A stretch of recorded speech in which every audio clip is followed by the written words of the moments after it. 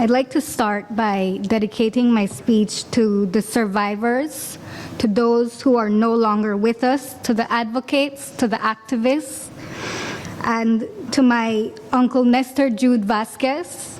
May you shine on, our beautiful, darling boy.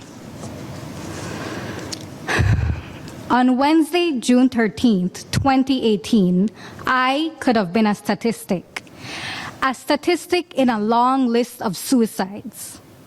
I remember the day so clearly. I left work and went to a hardware store where I bought about 10 feet of rope. I then Googled how to make a noose and hang myself. Note, prior to this, I had tried pills and alcohol, combined drugs, and even prayers that I would not wake up the next morning.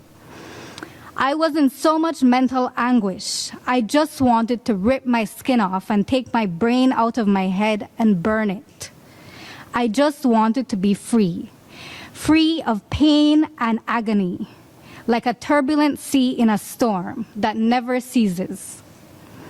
It was on that very Wednesday I decided I was going to be free.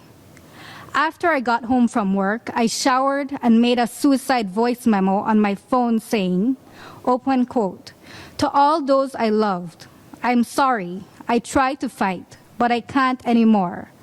Please know I love you and I'm in a better place," close quote. I opened my balcony door, tied the rope, and put the noose around my neck. I started to get cold feet as the drop looked so long and painful. Out of fear and desperation for a sign to live, I called my counselor and asked her to help me to count down to my death.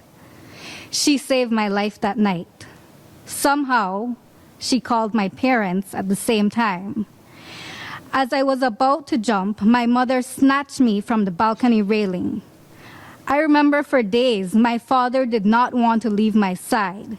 He was so scared I would try it again. It has been 15 months since that attempt, and I am proud to say that I am still here.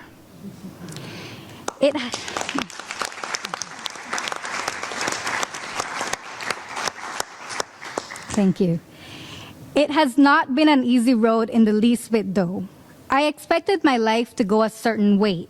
I thought I would graduate from high school, go to college, study psychology, have a steady relationship, have my own apartment, and be in a good financial state. But quite the contrary. In fact, I still live with my parents at 23. I have lost many relationships that could have been great due to my own errors. I had to withdraw from high school in my senior year because I was paralyzed by anxiety. I got my high school diploma via online schooling. I didn't get to go to prom or graduate with my friends. Oh, and as for my financial situation, I'll just say, I heard New York has some really good thrift stores. For years, I considered myself a failure. I struggled with severe anxiety and cosmic depression. I would spend weeks locked up in my room, paralyzed by my depression and anxiety, paralyzed by the thoughts in my head, constantly screaming at me that I was worthless, I was a burden, I was better off dead.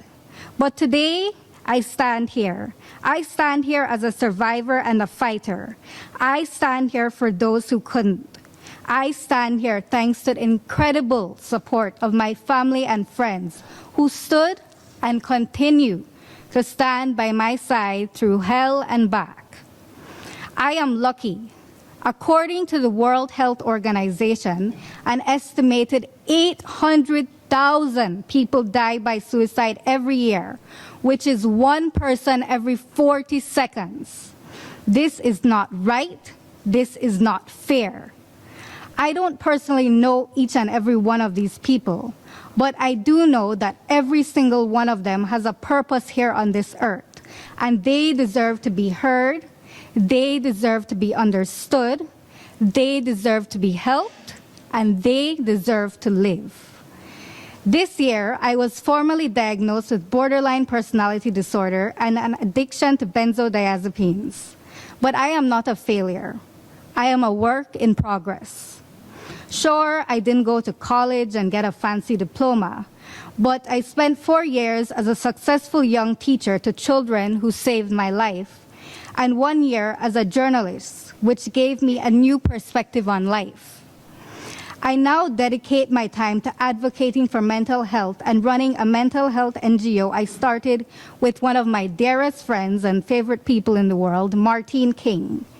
We named our NGO Mind Health Connect Belize. Mental health is as serious as physical health. Just because you can't see it on an X-ray, blood test, or an ultrasound doesn't mean it's not there.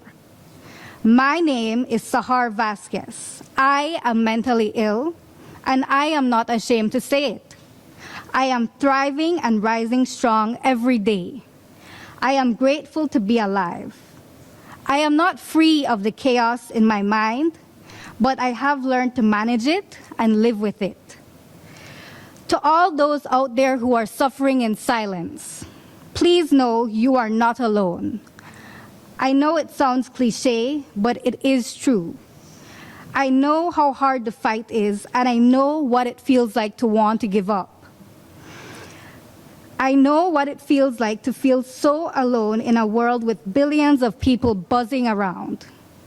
Sharing my story is not easy.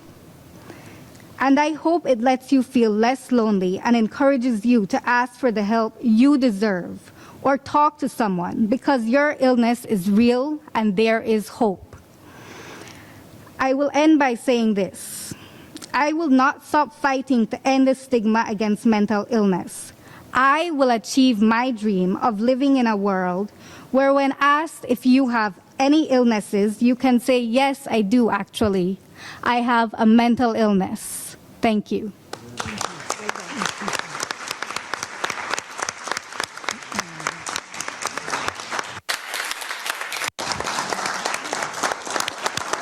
Thank you, Sahar.